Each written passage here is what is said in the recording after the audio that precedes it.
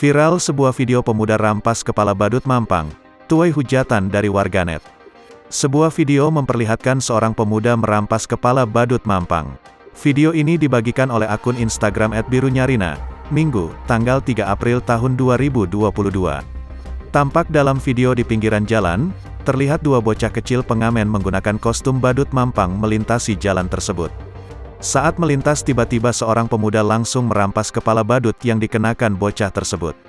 Tanpa merasa bersalah, pemuda tersebut langsung mengenakan kepala badut sembari tertawa di hadapan perekam. Sontak unggahan itu mendapat beragam komentar warganet, tak sedikit merasa geram dengan aksi pemuda tersebut.